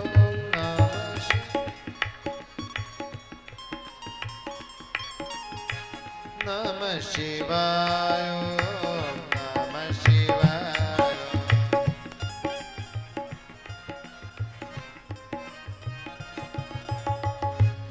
स्वामी जी, इन सब लोगों को नर्मदा जी का जल पिला दिया जाए। कलकल करती स्वामी जी, कलकल करती, छल छल करती। अच्छा वो वाला सुना जी चलो। देखिए, आज हम सब लोग अनेक देवताओं की चर्चा हो रही थी। भगवान श्री राम की पूजा जगत में होती है। बस तबला बंद कर दे भैया। प्रभु श्री राम की पूजा विश्व में होती है। तबले नहीं चाहिए भैया, बंद कर दो। आपने कभी दशरथ जी का मंदिर देखा है? किसी का बच्चा खो गया हो तो आकर मंच से पास से ले लें सफेद। अच्छा बच्चा मिला नहीं है, किसी को रोता हुआ छोटा बच्चा मिल जाए, सफेद टी शर्ट पहना हुआ है तो आकर यहाँ बता दें। देखिए, भगवान श्री राम की पूजा विश्व में होती है, जगत माता सीता की होती है, लेकिन दशरथ जी महाराज का मंदिर आपको कहीं नहीं मिलेगा, कौशल्या का मंदिर नहीं मिलेगा, वसुदेव भगवान का मंदिर नहीं मिलेगा, देवकी माता का मंदिर नहीं मिलेगा, कृष्ण का मंदिर मिल जाएगा, माता रुक्मणी का मिल जाएगा, लेकिन माता पिता का मंदिर कहीं नहीं मिलता है। लेकिन भोले बाबा का ऐसा परिवार है कि जिसका संतान पर संतान होती है, वहां से लगा करके उनके माता पिता का पूजन, और यहां तक कि कह दिया कि उनके वाहन की भी पूजा होती है।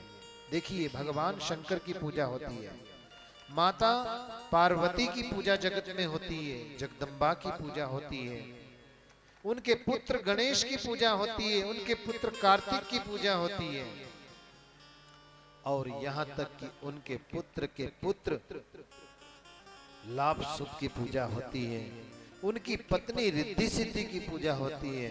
ऐसा कोई परिवार है वो भोले बाबा का परिवार है, पूरा विश्व में पूजा जाता है।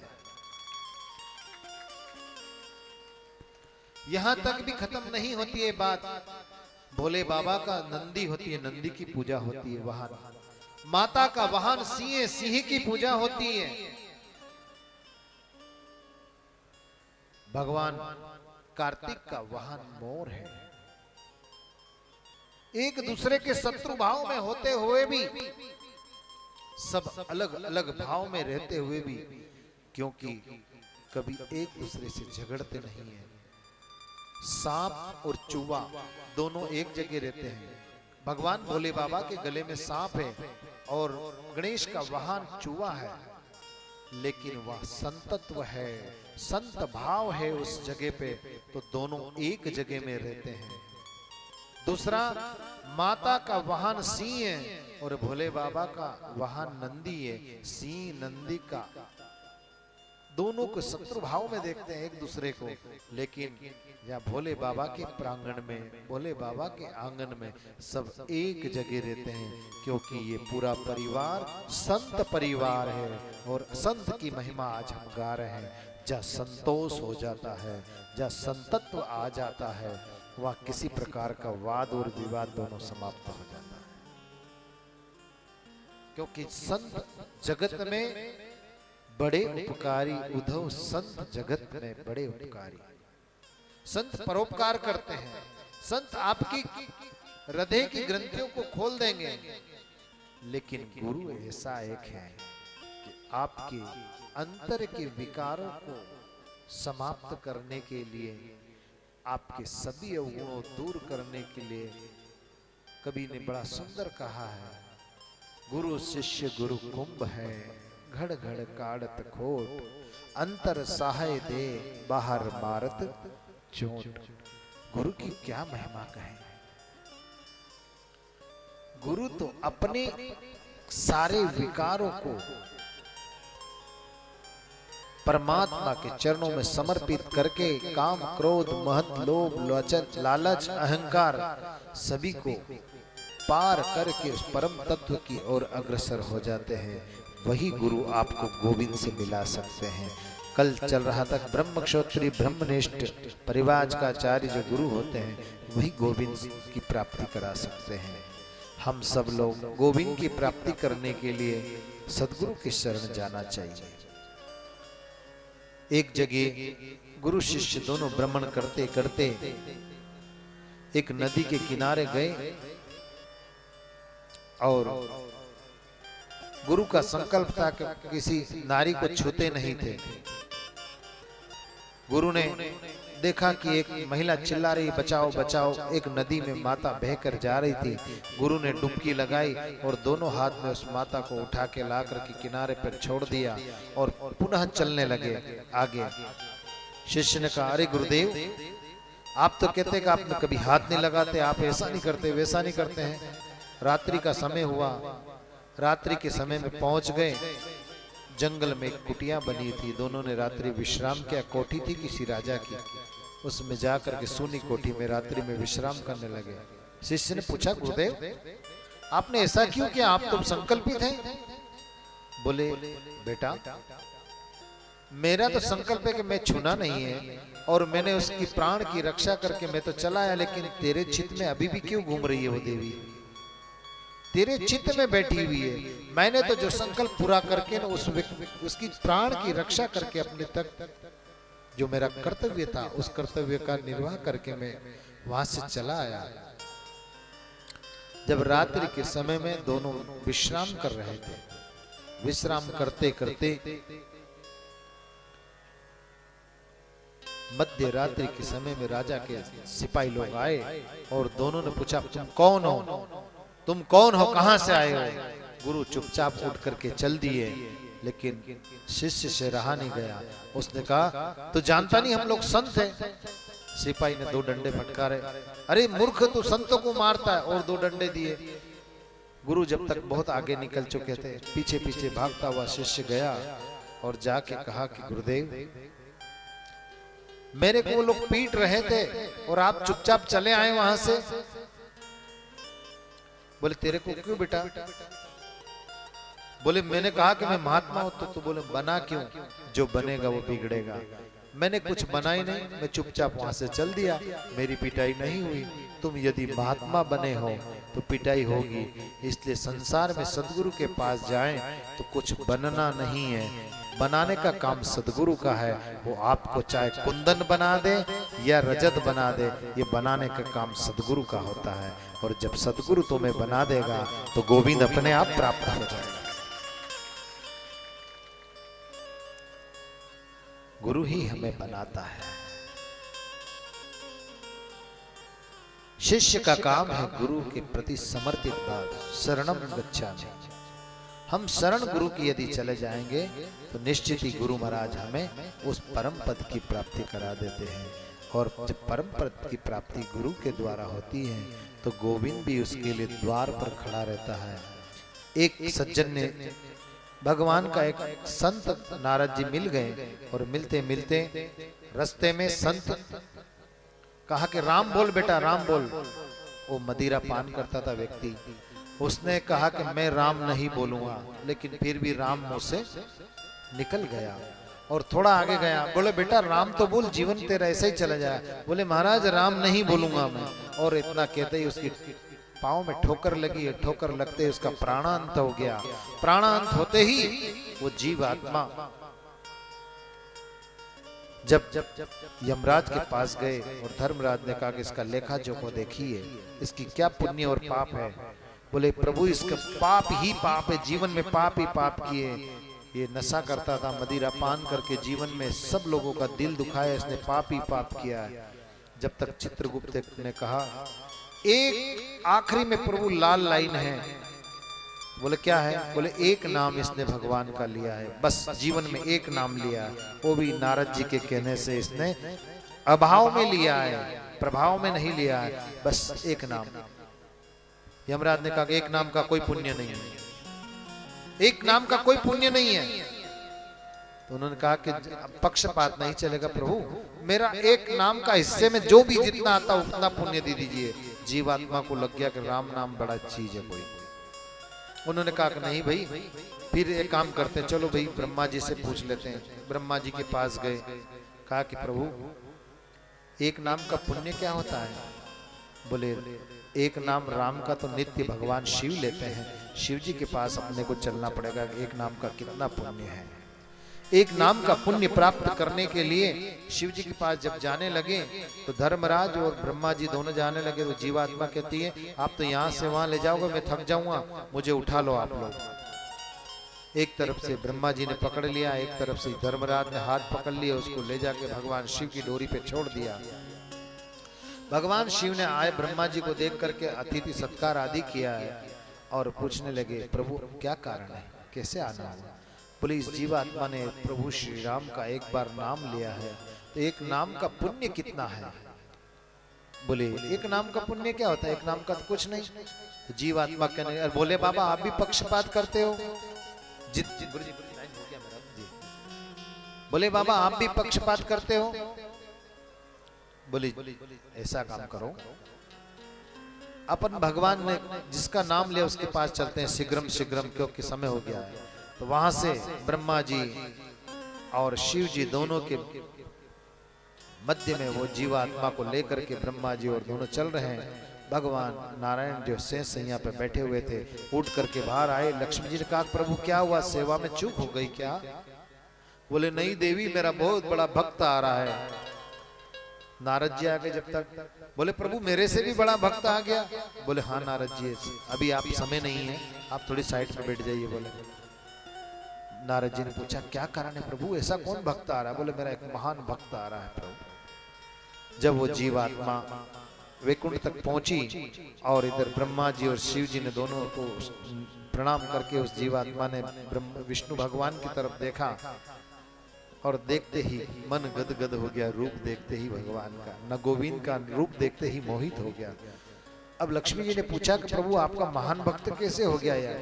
बोले देखो ना देवी, ब्रह्मा जी और शिव जी जिसको उठा के ला रहे हो वो जीवात्मा कैसी होगी, मेरा महान भक्त है ना।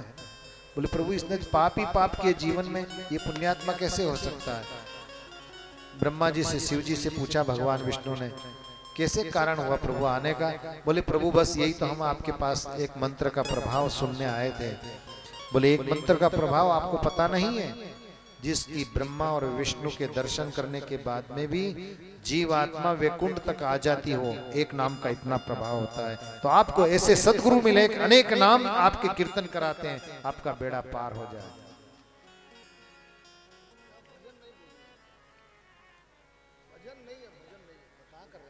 अरे भाई टाइम हो गया, 20 मिनट हो गया, बोलिए ना, कहाँ बोल रहे हैं? बंद करो।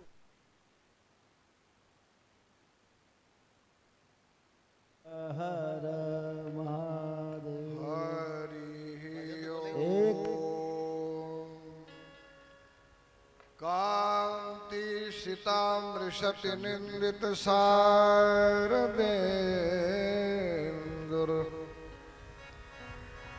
यत्रैकतो विलसिता मसितांगशोभा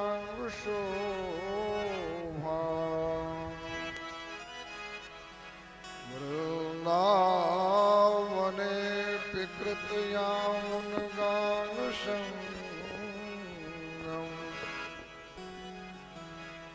राधा मुकुंद युगला तदहं नमामि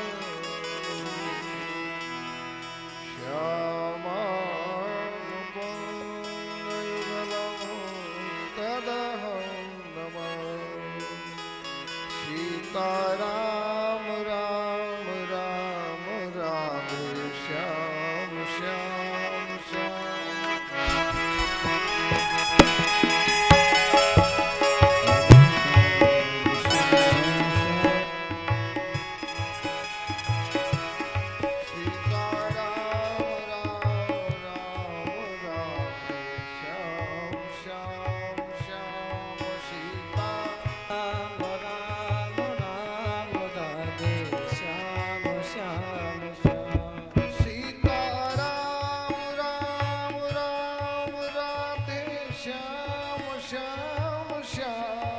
सीताराम राम राम राधे श्याम श्याम श्याम।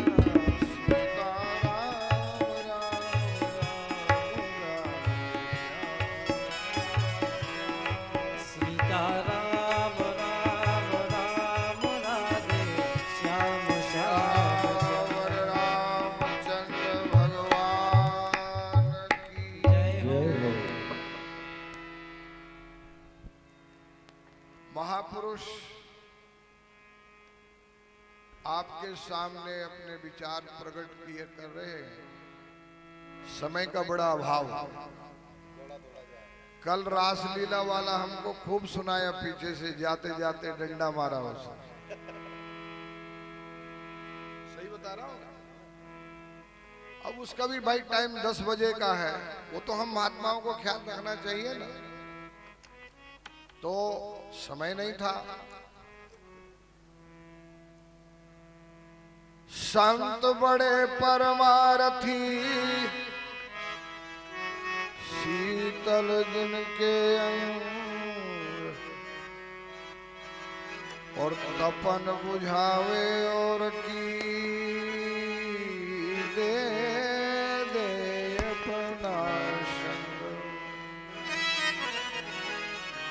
सबरी ने भगवान, अब इसको तो बंद कर दो, ए भैया बंद कर दो, दोनों बंद कर दो, दोनों से अपील कर रहा हूं। जब प्रवचन से मन हट जाता तो बाजे में मन लगा देते।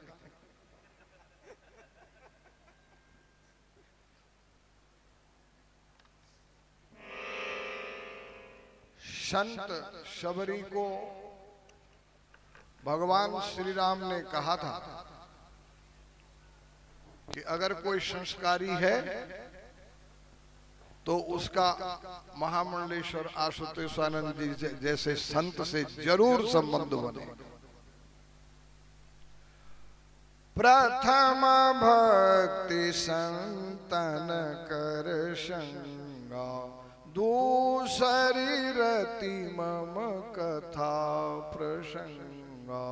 जय सिया राम जय जय सिया राम। मैं द्वारिका गया था, समुद्र का पानी में पी नहीं सका, शरीर में जलन हो गई, तपन हो गई, आंखों में चिरमिरी लग गई, पानी बहुत खारा था। मैं मठ में आया, स्नान किया, मेरे को स्नान कराया उन्होंने और वही पानी पीने को दिया। तो मैंने पूछा ये पानी धरती से आता है क्या? बोले नहीं, ये सामने जो समुद्र है ये मकर संक्रांति से जो है मंथन करता है और 15 जून तक मानसून बनाता है और फिर द्वारिका में बरसता है, फिर हमारे कुएं में वो वर्षा का पानी इकट्ठा होता है।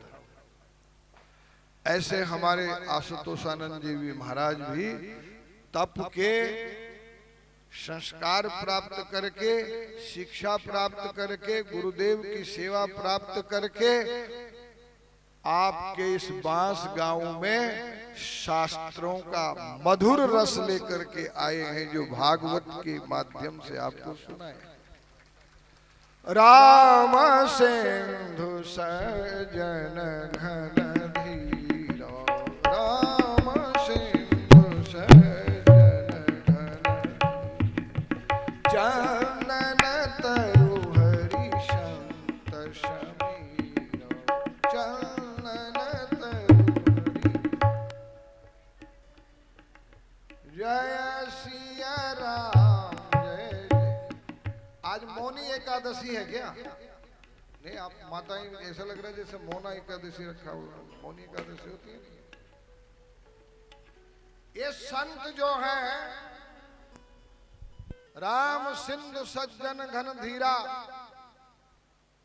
ये शास्त्र आप नहीं समझ सकते। उन शास्त्रों को मधुर महाराज जी बनाते हैं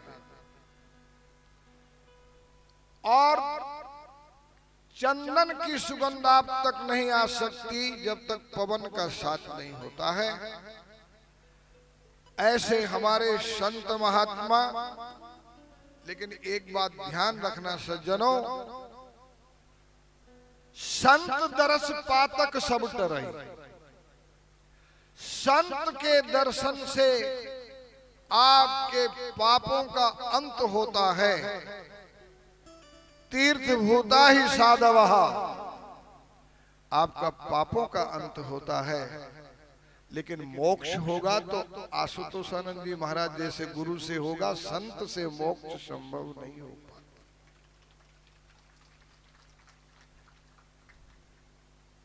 हमारे यहाँ गुरु गीता आप जरूर मंगाना महाराज जी से काशी से।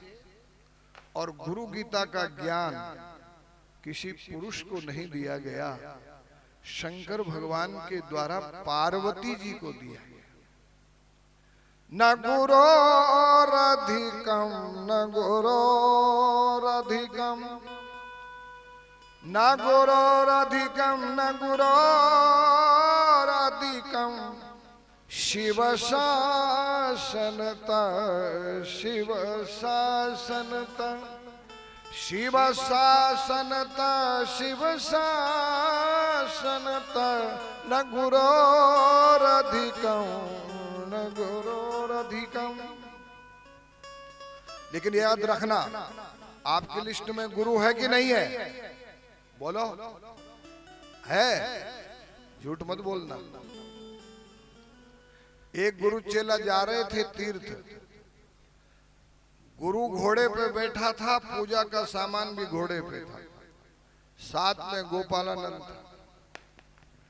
झटका लगा हमारे राजस्थान में घोड़े को और पेटी नीचे गिर गई।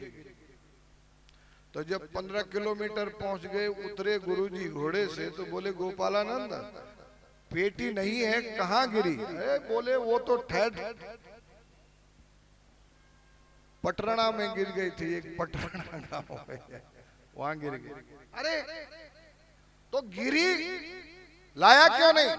देखो गुरुजी हमारे से झगड़ा मत करना, आपने कहा था कि पेटी गिरी। ऐसे ऐसे चेले भी होते हैं आजकल, पेटी गिरी उठाना आपने कहा था, धमकाते हैं हमको। बोले ऐसा बेटा, पेटी कोई भी सामान मेरा गिरे तो उठा लेना। तो सज्जनों, चलते चलते घोड़े ने लीद कर अब घोड़ा किसका है? गुरु जी का। तो लीद किसकी हुई? गमछा में बांधी, और बांध करके जब गुरुजी सुबह बैठे संध्या करने, अपवित्र पवित्रो वा सर्वावस्थांग तो वा स्मृत पुंडरी काक्ष सभाया बयान पर पहले बोले अपना सामान संभालो। ऐसे ऐसे चेले मिलते हैं गोपालानंद, संभालो। तो उस समय पर जो है गुरुजी ने कहा क्या चीज है, और जब उसने खोला तो गुरुजी का है पागल कहीं का, मूर्ख, समझता नहीं है, ये लाने की चीज की थी। बोले ये आपके घोड़े का लीद नहीं है, आपके घोड़े ने किया, मैं जा रहा हूं। गुरु ने कहा कोई साथ में तो है नहीं। आजकल चेले ऐसे ही, हाट का गुरु बाट का चेला, सुबह को म्यूंडा शाम को गुरु अकेला, चेला गया गया ले गया गुरु का थैला। अरे बोले गोपालानंद रुक जा रुक जा रुक जा रुक जा रुक जा, रोक दिया उसको। गोपालानंद रुक गया, बोले ऐसा नहीं रुकूंगा, लिस्ट बनाओ।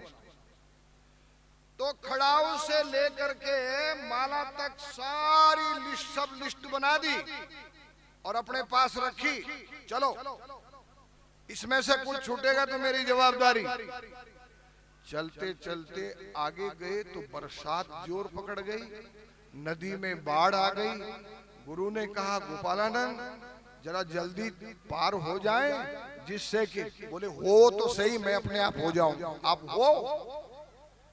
तो जब गुरुजी गए तो वहां बरसात के पानी में घोड़े को दिखा नहीं, घोड़े का पैर खड्डा में पड़ा, घोड़ा उल्टा पुल्टा हुआ, गुरुजी पड़े नदी में। तो गुरुजी बोले गोपालानंद मैं बह रहा हूं, बचा बचा। बोले हल्ला मत करो, लिस्ट देखने दो। और जब उसने लिस्ट देखी तो सब सामान था, गुरुजी नहीं थे। तो बोले जहां तक जाना गंगा सागर जाओ जाओ जाओ। याद रखना हमारा शास्त्र कहता है तद विज्ञानार्थम गुरुमेवा विगच्छेत। आप उस विज्ञान के लिए गुरु के पास ही जाना। नारद जी महाराज महात्माओं के चातुर्मास से महात्मा बने और वर्षों उन्होंने तपस्या की, और उसके बाद में प्रार्ध में ब्रह्मा के गर्भ में चले गए, सब महात्मा जानते हैं। और प्रार्ध के बाद में जब वो वापस आए, उस समय पर ब्रह्मा जी ने उनको देव ऋषि बनाया, और अभी तक उनका कोई गुरु नहीं। बैकुंठ गए, एक दिन ज्यादा बोलने लगे, भगवान ने कहा चुप, आराम से बैठो, हमसे चर्चा मत करना। निर्गुरु और दर्शनम कृत्वा हत पुण्यो भवेत नर। नारद को कहा तुमने गुरु नहीं बनाया अभी तक, इसलिए तुम्हारे साथ संवाद अच्छा नहीं। और उस समय पर जब नारद जाने लगे वहां से, तो भगवान ने बाल्टियों में पानी मंगाया पार्षदों से, और उस जगह को धुलवाने लगे जहां नारद बैठे थे। नारद वापस आए, मैं इतना गंदा हूं, इतना अपवित्र हूं। बोले याद रख, जिसने गुरु नहीं बनाया वो अपवित्र है। तो सज्जनों, आपके सामने हमारे महामंडलेश्वर स्वामी आशुतोषानंद जी महाराज गुरु रूप में हैं। नारद जी महाराज सनत कुमार के पास गए और वहां उन्होंने शिष्यत्व को धारण किया।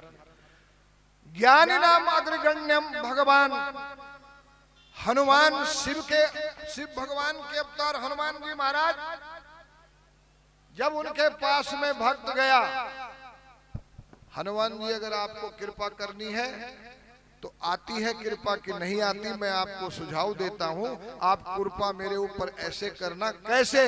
जय जय जय हनुमान गोसाई, कृपा करो गुरुदेव की नाम।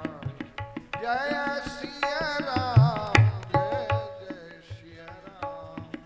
हनुमान जी ने भगवान श्री राम की सेवा की और सब कुछ किया। तो उसके बाद में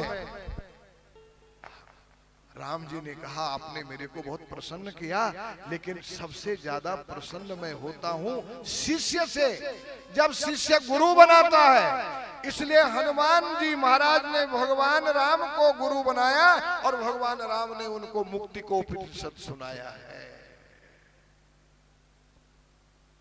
वेदांते ही सुप्रतिष्ठो हम देव वेदांतम समुपाश्रया कैवल्य मुक्ति रेके वो परमार्थ प्रदायनी। ऐसा उपदेश फिर बाद में राम जी बने गुरु, हनुमान जी बने शिष्य, मुक्ति को उपनिषद का उपदेश उन्होंने सुनाया उस समय पर। और उसके बाद में यथा नद्या स्यंदमाना समुद्रे स्तम गच्छन्ति नाम रूपे विहाया। ये जो संत गुरु होता है, संत में से ही कोई गुरु बनता है। और जो गुरु बनता है, जिस प्रकार से गंगा अपने साथ करने वाले सभी पदार्थों को गंगा सागर में जाकर के सागर का रूप धारण कराती है, उसी प्रकार से हमारे आशुतोष आनंद जी का आप साथ करेंगे तो ये भी आपको ब्रह्म रूपी समुद्र में ले जाकर के समाहित कर देंगे। इन्हीं शब्दों के साथ आपको बहुत बहुत आशीर्वाद, बहुत बहुत धन्यवाद है। बिल्कुल मैंने भी 15 मिनट लिया है। कृष्ण गोविंद गोविंद गोपाल, कृष्ण गोविंद गोविंद गोपाल,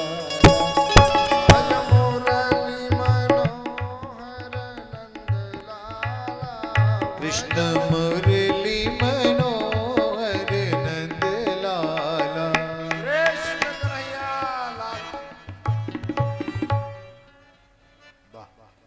बोलिए सतगुरुदेव भगवान की, सतगुरुदेव भगवान की जय हो।